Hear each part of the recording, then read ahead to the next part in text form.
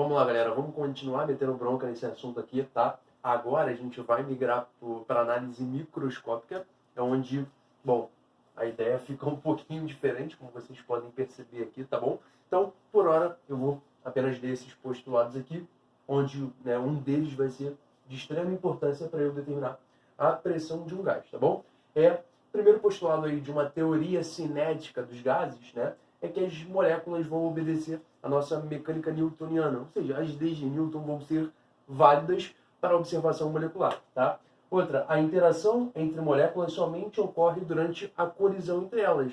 De fato, se uma passar do lado da outra, enfim, elas não interagem entre si, lembra? Essa força intermolecular no estado gasoso é extremamente fraca, tá? Então, a gente vai deixar essa interação por conta da colisão, perfeito? E aí, a última aqui, as colisões entre moléculas, né? Ou seja, a colisão entre molécula e as colisões entre moléculas e paredes do recipiente, tá? Elas vão ser consideradas como elásticas. Carelli, o que seria a melhor definição possível para esse tipo de colisão elástica, né? Imagine que uma moléculazinha esteja vindo de encontro para uma parede desse meu recipiente aqui. Eu vou considerar que o vetor velocidade seja esse daqui, Vzinho, tá? E aí, quando ela bate, ela vai voltar com o mesmo vetor. Um vetor também Vzinho, né?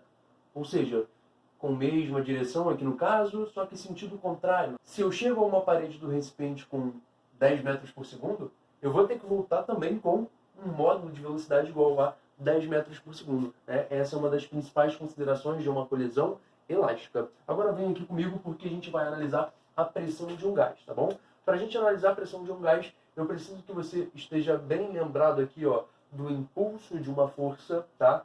O que a física 1 acaba explicando isso muito bem. E também eu preciso que você esteja lembrado da ideia de quantidade de movimento, tá bom? Vamos lá. Eu tenho um recipientezinho aqui, enfim, parece uma caixa cúbica, um paralelepípedo, enfim. E aqui eu tenho uma moléculazinha que eu vou tentar analisar o movimento dela desde essa parte aqui de baixo, dessa base, até o topo da minha caixa, tá? Então essa molécula ela vai subir, ela vai bater nessa região aqui de cima e vai voltar. Tudo bem? Tranquilo até então? Olha só. Impulso de uma força. Impulso de uma força, a gente chama pela letra I, é uma grandeza vetorial. Aqui eu estou trabalhando apenas com um módulo, tá? Então, ó, o impulso de uma força é representado pelo produto força multiplicado pelo intervalo de tempo, tá? Já essa variação da quantidade de movimento corresponde na física ao meu impulso. Então eu digo que se a quantidade de movimento, repara, é dado pelo produto massa vezes a intensidade da minha velocidade, também é uma grandeza vetorial, e aqui a gente também está trabalhando com módulos. Então se eu falo que a quantidade de movimento é a massa vezes velocidade, uma variação dessa quantidade de movimento não vai variar a massa, né? Eu vou ter a mesma massa se eu bater e se eu voltar. Enfim, eu vou variar a minha velocidade, tá? Então a gente iguala aqui, ó, a variação da quantidade de movimento como massa vezes variação de uma velocidade. Tudo bem? Agora vamos começar a substituir alguns termos ali. No lugar dessa força, a gente aprendeu lá no comecinho, lá nas variáveis de estado, né? Que a pressão, em tese, ela pode ser definida como a razão entre a força e a área, né, de contato. Aí o que eu vou fazer? Eu quero substituir alguma coisa dentro dessa força. Eu isolo dentro dessa equaçãozinha aqui a incógnita F. Então, se eu tenho debaixo dela a área, essa área vai passar para o outro lado da equação multiplicando, né? Então, eu consigo substituir no lugar da força que essa molécula exerce sobre essa área, eu consigo substituir a pressão exercida vezes a área de contato, tá bom? E agora, eu também tenho aqui, do lado da força, né, o ΔT, o intervalo de tempo. E eu tenho um intervalo de tempo para subir e descer, tá? Quando eu tenho esse intervalo de tempo para subir e descer, eu vou me lembrar do conceito de velocidade média, tá? Repara, essa moléculazinha, a gente está considerando que ela está se movimentando só em uma única direção, tá? Ou seja, aqui no eixo Z para cima, tá? Então, o que eu vou considerar? Eu vou falar com vocês que velocidade média, eu vou já colocar VZ, velocidade no eixo Z, né?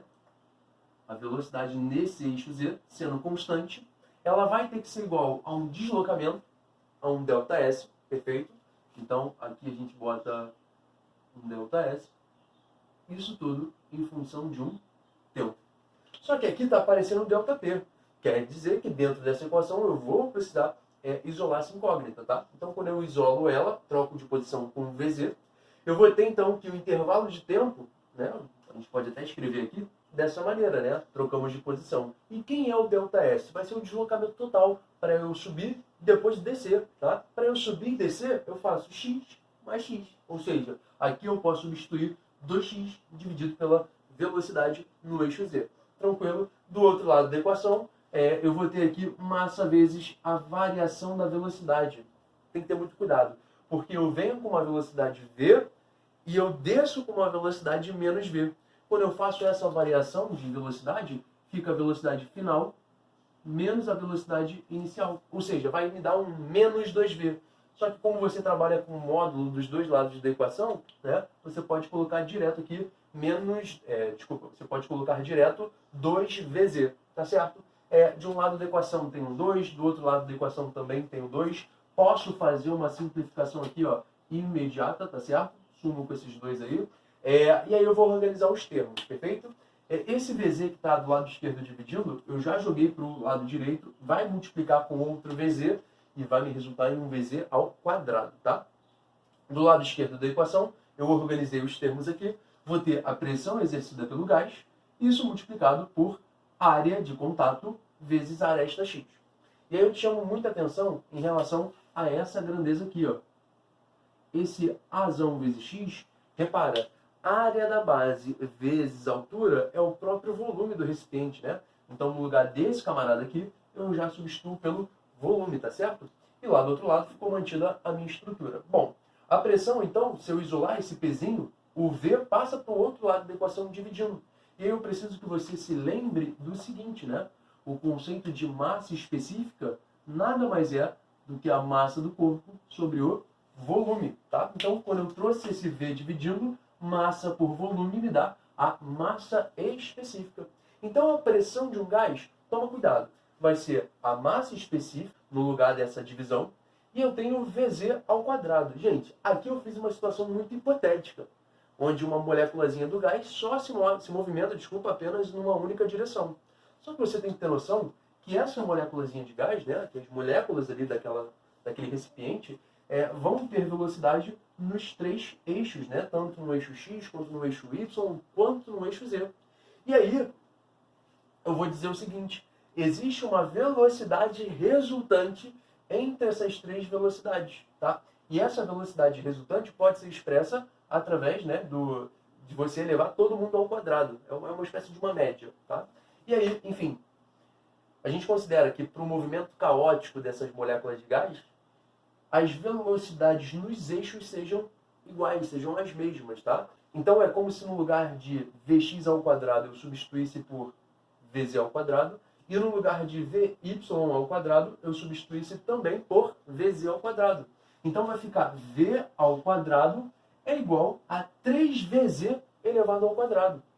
Esse Vz, então, quando eu isolá-lo, né, vai ser a velocidade média entre as moléculas ao quadrado, a velocidade média molecular, desculpa, tudo isso dividido por 3. É onde eu olho para a minha estrutura aqui de cima e já faço essa substituição.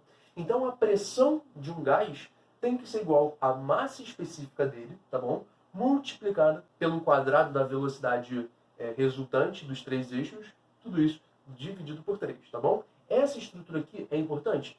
Porque é através dela que eu vou mostrar para vocês como que a gente atinge, como que a gente chega no raciocínio da energia interna de um gás, tranquilo?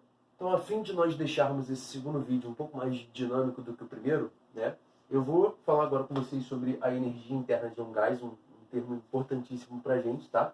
Energia interna do gás vai ser representada aqui, ó, pela letra U, e você tem que imaginar uma dupla situação, tá? A primeira situação que eu quero que você pense é a seguinte: todas as substâncias, né, elas têm ali praticamente uma energia cinética molecular associada, né, ao movimento das partículas, e também existe uma energia potencial molecular, que é um estado de interação entre essas partículas. Vamos lá para o estado sólido? quando você pega um corpo no estado sólido, basicamente as moléculas interagem muito entre si, ou seja, possuem uma energia potencial elevada, mas elas são pouco agitadas, possuem uma energia cinética baixa, tá? Quando você vai para o líquido, os dois valores tornam-se intermediários.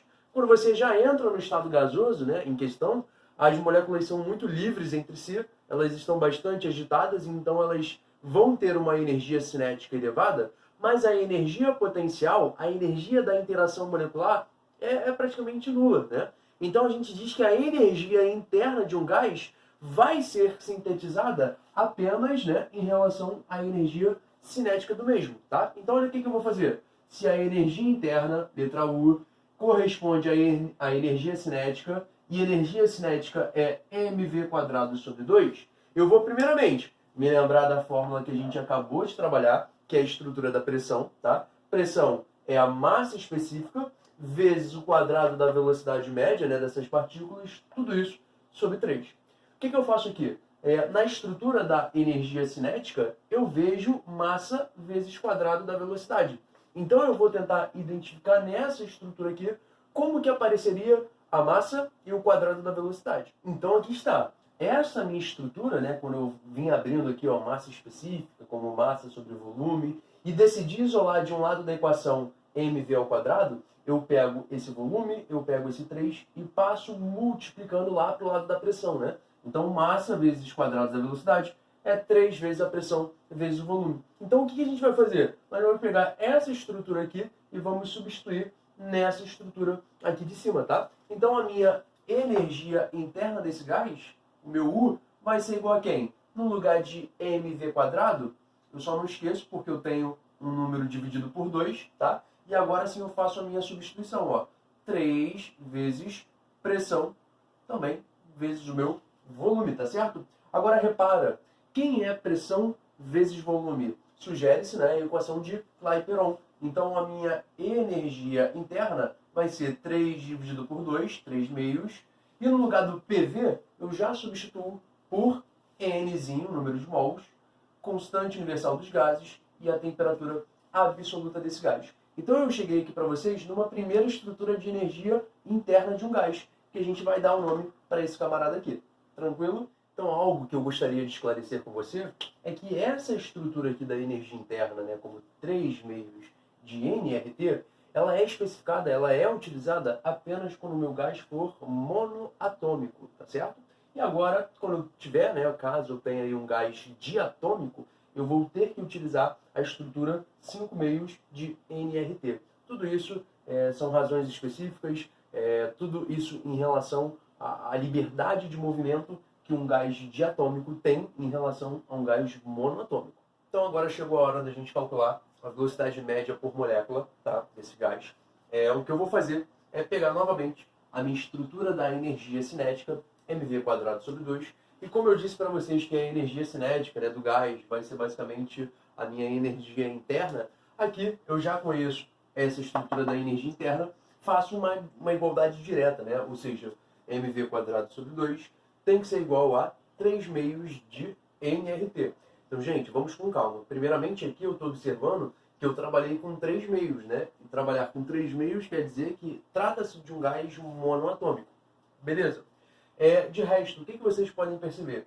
Esse 3 meios de nRT, lá nos nossos primeiros momentos de aula, né? Nós vimos que o número de mol pode ser aberto como massa da substância pela massa molar. Então você já começa a olhar para essa estrutura aqui e para essa outra estrutura aqui e perceber alguns fatores que podem ser simplificados. Quais são eles? Em cima eu tenho massa de um lado, massa do outro, e embaixo eu tenho 2 de um lado e eu tenho também 2 do outro. Aqui nós temos então, né, o quadrado da velocidade é igual a 3Rzão Pzão sobre Mzão, todo mundo maiúsculo, tá? E aí basicamente para eu descobrir essa velocidade média por molécula, o que eu vou fazer é tirar esse quadrado daqui e passar para o outro lado em formato de raiz, tá? Então observa, se eu trabalhasse com gás diatômico, né, eu teria 5 meios de nRT. Bom, o 2 com 2 continuaria cortando. Então sobraria aqui em cima no numerador o 5Rzão Pzão, tudo isso dividido pela massa molar, tá bom? Então é importante que você saiba trabalhar com gás monoatômico e que você saiba trabalhar aqui em questão com gás monatômico, beleza? E agora chegou o momento de nós analisarmos a nossa energia cinética por molécula, tá? Lembra, essa energia cinética aqui é do gás. Ela significa o somatório de todas as energias cinéticas moleculares ali presentes, tá? Então aqui eu vou analisar de molécula por molécula. O que eu vou fazer? Energia cinética por molécula, que eu chamei de E minúsculo, tá? É igual a energia cinética de todo gás dividido pelo número de partículas que eu tenho ali. Tudo bem? E aí, o que eu vou fazer? Eu isolo, né, esse número de partículas que está no denominador, perdão. Então, fica 1 sobre Nzão. Isso aqui multiplicado, quem é a energia cinética do gás? A energia cinética do gás é a própria energia interna, não é? 3 meios de nRT. Mais uma vez, estou trabalhando com gás monoatômico, tranquilo? Então, o que a gente pode fazer aqui é uma substituição de mais um dado lá da nossa primeira aula, né? Ou seja, o número de partículas que eu encontro em uma amostra gasosa pode ser escrito como o produto entre o número de mols e o número de Avogadro. Podemos identificar aqui uma simplificação, né? Porque existe um número de mols no numerador e existe um número de mols no denominador. Então, de acordo com a minha simplificação, né, eu vou ter que a energia cinética por molécula vai ser 3 meios de Rzão, Tzão, sobre o Na, número de Avogadro, tá? E aí agora você vai ter a estrutura final e perceba, teve uma baita de uma modificação, né? Eu consegui sumir com R e com Na e a gente vai entrar no seguinte consenso. Tanto o Rzão quanto o Na são valores constantes, né? O próprio nome desse cara aqui já diz, constante universal dos gases. A gente viu os valores aí anteriormente. E aqui é o número de Avogadro que vai valer sempre aproximadamente 6 vezes 10 a 23 partículas de um certo, né, elemento químico. E aí o que eu fiz? No lugar do Rzão dividido por Na, eu coloquei um Kzinho. Então, só para a gente finalizar, esse Kzinho aqui corresponde aí à nossa constante de Boltzmann, tá? Enfim, a gente percebe que a energia cinética por molécula ela não depende da natureza do gás, tá? Eu posso ter gases diferentes, mas se eles estiverem a uma mesma, submetidos, né, a uma mesma temperatura, a energia cinética, né, por molécula dos gases tem que ser igual.